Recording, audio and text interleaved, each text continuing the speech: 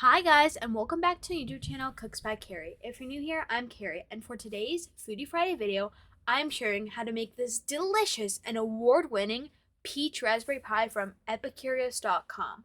We'll get into the story about why this was award-winning for me a little bit later, but for now, let's get into the video.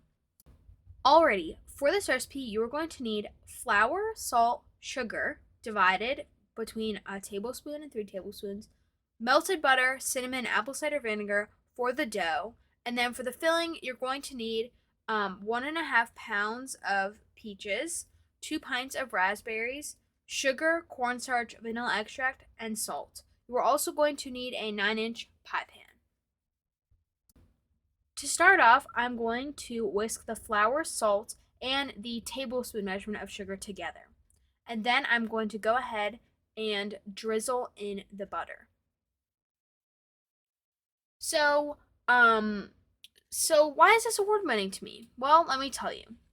A couple of years ago, I did a cooking camp, and in the cooking camp at the end, the teacher talked about how there was a county fair for my county, and that we might make some recipes, like pie recipes, that could be entered in the pie competition. So my best friend had learned how to make this key lime chiffon pie, and she ended up wanting to submit that one. But I didn't really find one from her class that I wanted to submit. So on my own, I began looking online for a recipe, and I found this Epicurious recipe that didn't require a super complicated dough. Now I know normally I love my other pie recipe dough, but sometimes you don't have 30 minutes to let it be in the fridge. Sometimes you want to make something quick on the spot, and I just thought the recipe was unique, and I decided to go with it. So I decided to enter it in my county fair, and I won second place. So this pie is just so delicious, and I make it every single year around this time in August when it's high peach season, and I love this pie recipe so much. I think it truly is the best peach pie recipe, and there's not another better one out there. So I hope that if you all make this, you can see just how amazing it is. I've also made it for friends and family, and they all marvel and how good it is. It's really delicious. So yeah. So going back to what you're seeing on the screen here, I started out with a whisk to make the pie dough, but then I began kind of chopping it up with a spatula because you kind of wanted this pebbly texture. You don't want it to be a super firm dough. There's not enough liquid to get it there anyway. So you're just kind of mixing it, but you don't want to make it like one beautiful ball of dough. Kind of more crumpled, pebbly like. Now you are going to transfer 1 1/4 cups of loosely packed of this crust mixture to a medium bowl. And then in the medium bowl, you want to add cinnamon and the remaining 3 tablespoons of sugar. Now, I don't even use a spoon for this. I kind of just go with my hands. Now, obviously, before every recipe and before I cook anything, I wash my hands so I know that everything was clean. So I do believe that your hands are the best method of getting in there because this is going to be a crumb topping. So for this pie, it has, traditional pie crust in the bottom, but then the top is not like a lattice crust or anything like that. Instead, it's a crumb. So you don't want a ton of huge chunks. You want them to be really little. So your hand is a really good method to break up all those pieces. And then once you finish breaking up all the pieces, you're going to wrap it in saran wrap and put it in the freezer until we are ready for the next step. When we leave it in the freezer until we're ready to put it on top of the pie. That's what I meant to say there. And don't be worried about laying it flat evenly on a tray or something. I personally just froze the bowl, and it is still crumbly enough to allow you to do that and still get the crumbs out of it. So you should be fine. Okay, and now to the other mixture bowl. Also, sorry you saw a hand there. That was my sister's who's helping me film. You are going to add 2 tablespoons of cold water and the apple cider vinegar. And I'm just using a spoon to mix this all together. Basically, this one is going to be the bottom crust dough, and it doesn't look like a lot of dough, but it actually is just enough, and so is the crumb topping. It's just enough. Also, in years past, I've used a little bit over 1.5 pounds of peaches, and that's when you're more likely to get some spillage when baking the pie and make it so that not all the crumb topping fits. So I would really recommend, if you can, using a kitchen scale to like weigh out the amount of peaches you are going to use. I just feel like that's like the easiest way to be perfect about it. If you don't have a kitchen scale, don't worry about it. Just do the 3 to 4 medium peaches. Okay, and now that I have mostly a dough, I'm going to begin kneading it. So I'm sprinkling my surface with flour and then pouring out the dough. And then just like in my other videos, like the blueberry pie, and then I think, is that the only pie video I've done? I think so.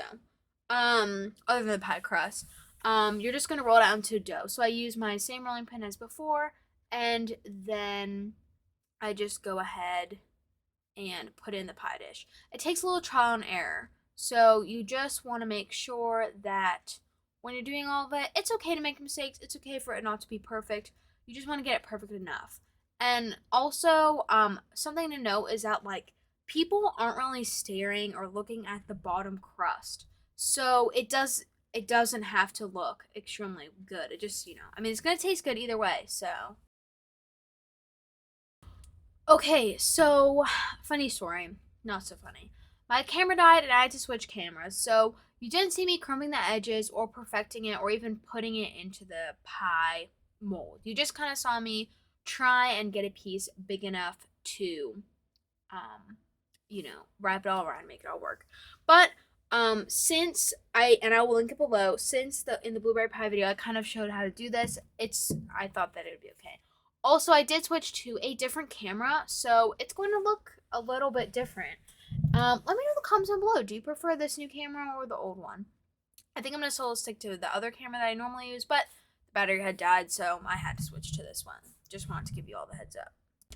And before I continue this video, please subscribe, leave a thumbs up, comment down below what you'd like to see next, and share this video with a friend. Also, turn the notification bell on so you get notified when I post a new video. I have a goal of 100 subscribers, so you could please help me with that. That'd be greatly appreciated. Alrighty, let me show you how to make the pie filling.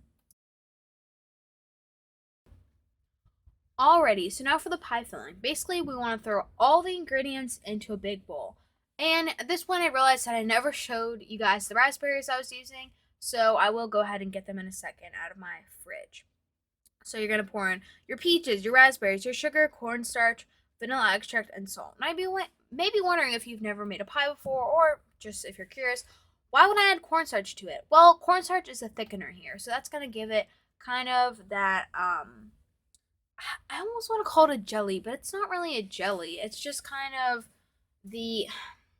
I can't really think of a good word for it other than jelly, but, the thick, that's what I'm looking for. Like, the thick consistency that a pie has. Kind of like, I guess it almost is kind of like a jam, but, more chunky. Okay, that sounds bad, but hopefully you get where I'm going with this and you can kind of understand now maybe why cornstarch is used. So yeah, anyway, I started to put in my raspberries, but I had bought these raspberries at the beginning of the week and it was the end of the week, and so unfortunately some of them had gone bad, so I had to just kind of pluck them out. Now you are supposed to use 2 pints of raspberries, and this is 2 pints, but since I had to throw away like half a pint, it was more like 1.5. But the pie still has a really strong raspberry flavor. I'm pretty sure you could also use frozen raspberries if you really couldn't get fresh. So even if you have a little bit under the correct amount of raspberries, you're gonna be fine. So yeah, you just want to pour them into a bowl, and then when you begin mixing, you just want to be careful because you don't want to like really break or like mangle, I think is a good word to use, the fruit, because I mean it is kind of delicate and I do want the pie to look pretty when it comes out. So just be a little bit careful of that. Also, you will notice that so the cornstarch does kind of already, even you can see with the mixture, turn it into, give it kind of like a syrup almost, and it will be a little bit pink, and that's completely fine. It does look a little bit different, maybe not as nice, but it just, just the look it has to it. Not really good or bad. And yeah, that's all for the filling. The filling is extremely easy. Oh, also, I should probably note that you need to cut your peaches. I cut mine very thinly because I thought it would just like, I don't know. I just felt like thin peaches in this pie would be very like taste really good, and like the smaller pieces would just be better. But if you like them thick, you can cut them thick too. So yeah, you just want to do that. I just did that off screen because it's kind of redundant if I just show you me cutting them, because I'm pretty sure all of you can figure it out. But if you have any questions for any reason, you can leave them in the comments down below. So yeah, next I just went ahead and poured it all into the pie dish, and then I went ahead and added the crumb topping. So this is straight from the freezer. Also, I feel like I'm forgetting stuff in this video, but I forgot to mention that while you're doing the rest of the steps, you need to freeze the pie crust as well in the freezer. Mine probably went in there for like 10 minutes, but I mean, any time is better than no time. Also, when either at the beginning if you want to, or um right before you make the pie filling, you need to make sure that you have a rack in the bottom of your oven, a rack in the center of the oven, and that you preheat to 425. And you also need to place a foil lined rim baking sheet on the bottom while it's preheating. So like the sheet will be hot by the time that I want to put the pie in. And just lastly, when you're doing like the crumb topping part, you can see that since there's enough crumbs, you can kind of go in with your hands and just be careful. And like some pieces were a little bit bigger than I would have wanted, so I just, I was a little bit rough there with it, but I just kind of, with my hands, just smooth it all out. And off into the oven it goes. So there's a tray. I'm placing the pie on top of the tray and pushing it into the oven. I did struggle a little bit getting the oven closed, just because I had pulled the rack out and then I was having trouble getting it back in. So sorry for this awkward angle. But that is all for now. Okay, so let me give you a little heads up on how this bakes. You bake it where I showed you where it was before for 20-25 minutes until the crust begins to turn golden. Then you need to rotate the sheet. Now my sheet was way too big to be rotated, so I kind of just turned it around, so I don't even know if that did anything. Reduce the temperature to 350 degrees and continue to bake it for 35 to 45 minutes more. I baked mine for about 35 minutes. And then I pulled it out of the oven and it looked beautiful. Didn't burn on any of the sides. It was a perfect golden brown, and it was just, I was really proud with how it was looking. And the next morning, we had this pie. We, meaning my family, ate this pie for breakfast. So I got a beautiful slice to show you guys. Now, I would recommend if you're bringing this to like a dinner party, anything like that, you're wanting to share it, give it to someone, I would recommend baking it the day before, or at the very least, maybe make it in the morning and then you can give it to someone in the evening. Because for pies, especially, it's best to give them a couple hours of like rest. That sounds kind of funny, but rest like on top of the oven, or if they're cooled off in your fridge, just because sometimes, like we saw with the blueberry pie, sometimes the juices could spill out, or it's not as solid as it will become. Now, I've never had this issue that I can recall with this peach pie, but just to be on the safe side, I waited till morning. So yeah, I struggled a little bit trying to get a slice out.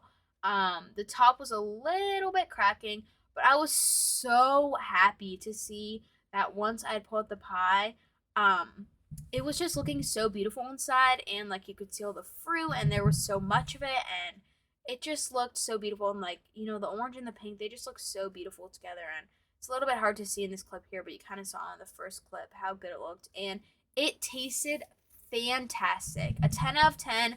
Would definitely recommend to a friend, and I really hope you guys try this recipe out.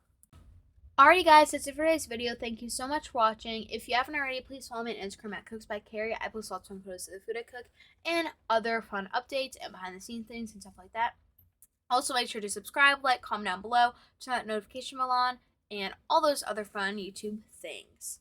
If you're wanting more healthy content from me, let me know, because I'm trying to do some more healthy recipes. It's probably the last fun one for just a little bit, just because, it's pie season. I gotta make all the pies, but I will be getting back onto that healthy content. So that's all for now, and I'll see you in my Monday video. Bye, guys.